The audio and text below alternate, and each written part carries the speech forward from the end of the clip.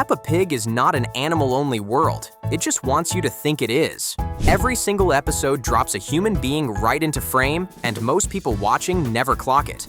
That's the whole trick of the show. You're busy watching Peppa jump in a puddle, so you don't notice the woman sitting on a throne 2 rooms away, or the man in a red suit coming down the chimney, or the bloke standing in a police station with a treasure chest and a very guilty look on his face. They're not hiding in some attic somewhere.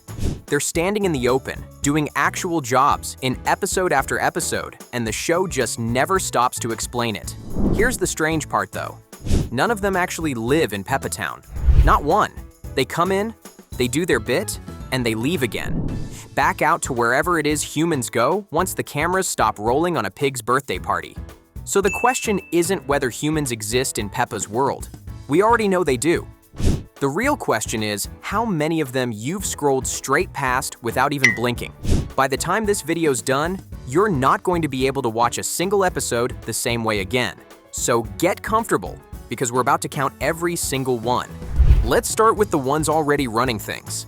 In the episode The Queen, Peppa and her whole playgroup get invited to Buckingham Palace, and sitting right there, waiting for them, is an actual human woman. She's the Queen. She hands Miss Rabbit an award for being the hardest worker in the land. This is the Queen's Award for Industry. Thank you. Keep up the good work. 3 cheers for Miss Rabbit. And at no point does anyone in the room treat this as strange. A human being outranks every single animal in the entire country, and the pigs, the rabbits, the dogs, all of them just go along with it like it's the most normal arrangement in the world. That's not a cameo. That's the actual head of state. And it's not a one-off appearance either, because she shows up again later in the episode London, giving Peppa's family a personal tour of the city she runs, which means she's not just wheeled out for a single special occasion. She's a recurring authority figure with an actual job she keeps showing up to do. Then there's Father Christmas. It is Father Christmas. Ho, ho, ho. He doesn't show up once and vanish either. He's been coming back for years, through Santa's grotto, through Santa's visit, through the special simply called Father Christmas, sliding down chimneys, handing out a super trike because a little pig wrote him a letter asking for one, Now come and tell me what you'd like for Christmas. Racing car! and disappearing back into the night before anyone gets a good look at him. That's not a folktale being retold. That's a working delivery route, repeated on schedule, year after year. And then there's the one nobody talks about enough, the pirate. His name is Dogbeard, and he turns up at the police station chasing down a chest of treasure that's ended up in lost property. He spots the officers on duty, realizes he's outnumbered, and quietly backs out the door before anyone can ask him a single question. So look at what that gives us already. A human running the government, a human running the entire holiday season, and a human running from the law. 3 separate humans, 3 separate jobs, all active, all current, none of them explained. And if 3 of them are out there holding down roles that big, they can't possibly be the whole population. So if there's more of them, where's the evidence sitting in plain sight? Look past the characters for a second and look at the world itself.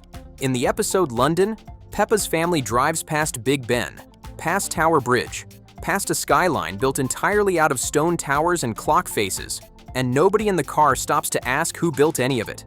Pigs don't lay bricks. Rabbits don't forge iron bridges.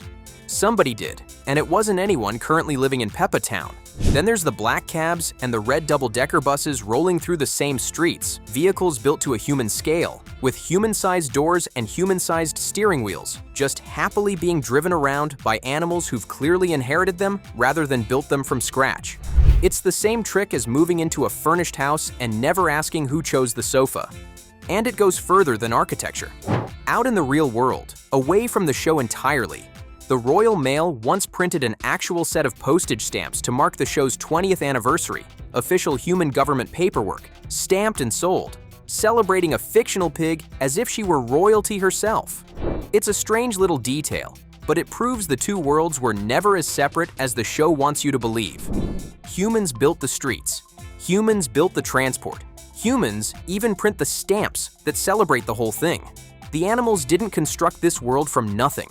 They arrived into one that was already finished, already running, and just kept the lights on.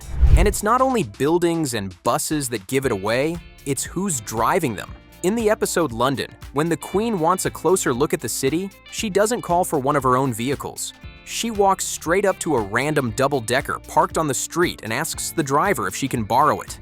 He's a full, unnamed human being, standing right there on a London pavement in the middle of a scene otherwise packed with talking animals, and nobody blinks. He hands over the bus, gives her a smart salute, and steps off, never seen or mentioned again for the rest of the episode. He doesn't even get a name. He's simply there, doing his job, treated as less remarkable than the bus he's driving. That's the whole trick in one shot. A living, breathing human being, standing in broad daylight in the middle of London. And the show doesn't think it's worth a single line of dialogue. But here's where the show quietly admits humans didn't just show up recently. They go all the way back to the beginning. In the episode about the olden days, Granny Pig sits the children down and tells them what life used to look like, long before playgroups and supermarkets and muddy puddles. She describes people living in caves, wrapped in animal skins, chasing woolly mammoths across frozen ground, and lighting fires to keep warm. Not pigs pretending to be cave dwellers. People, actual humans, the very same species that later shows up running the palace and delivering the presents. Granny doesn't tell it like a fairy tale either. She tells it the way your own grandmother tells you about history, flat, certain, treated as simple fact everyone already agrees on. And that one detail changes everything, because a species doesn't build the earliest chapter of a world's history and then conveniently disappear before the story catches up to the present day. Species that start a timeline generally keep going. They spread, they multiply, they stick around long enough to eventually become a queen sipping tea, or a man in a red coat coming down a chimney. So line it up. Cave dwellers chasing mammoths at the very start. A queen running the country today. That's not two unrelated appearances hundreds of years apart. That's one unbroken thread of the same species, quietly running in the background of every era the show has ever shown us, never given a name, never given an explanation, just always there. So here's the actual theory. Humans never disappeared from Peppa's world. They simply don't live inside Peppa Town, and they never did. Think about how small Peppa Town actually is.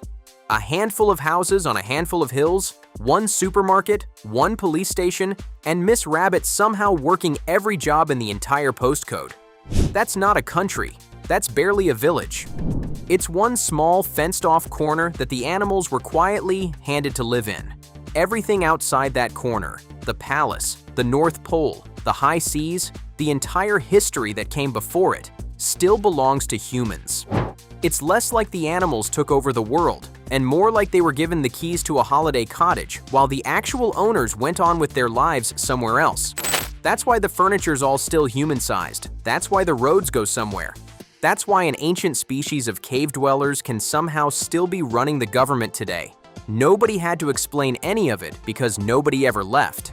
The animals simply got their own little enclosure, and the humans, being fairly relaxed about the whole arrangement, mostly just let them get on with it. The queen visits, waves, and heads home.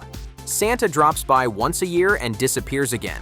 It's less an invasion and more a long-term lease, one the animals have been quietly renewing every single episode without anyone stopping to read the small print. There's one more human we haven't mentioned yet, and honestly, it might be the biggest one of all, because you've probably controlled it yourself. In the video games, My Friend Peppa Pig and Peppa Pig World Adventures, players don't take control of an animal at all.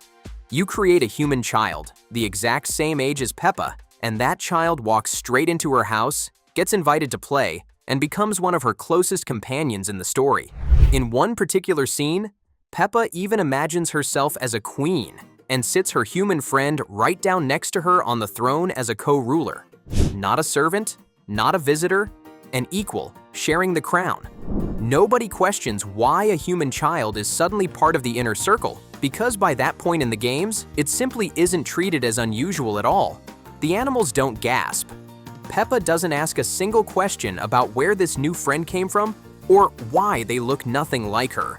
She just accepts it, The same way every animal in the show accepts the Queen, or Santa, or Dogbeard, without ever once pausing to wonder why a human is standing in the room. So ask yourself why the games would bother giving Peppa a human best friend unless humans were always meant to be part of her world in the first place. You don't hand a real child a seat next to the throne by accident. That means the theory isn't just something you're watching happen to other characters on a screen.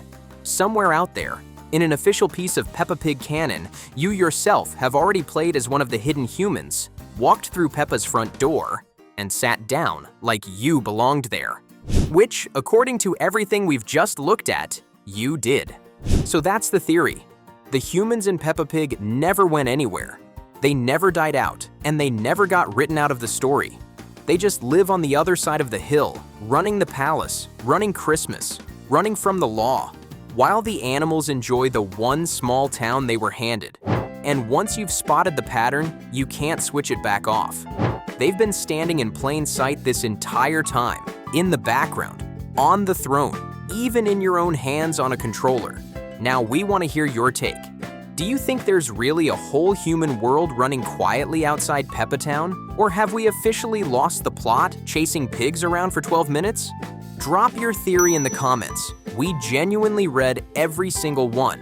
And if this pulled you in, there are plenty more Peppa mysteries waiting for you right there on screen, so go ahead and pick one. We'll see you on the other side of the hill. Thanks for watching.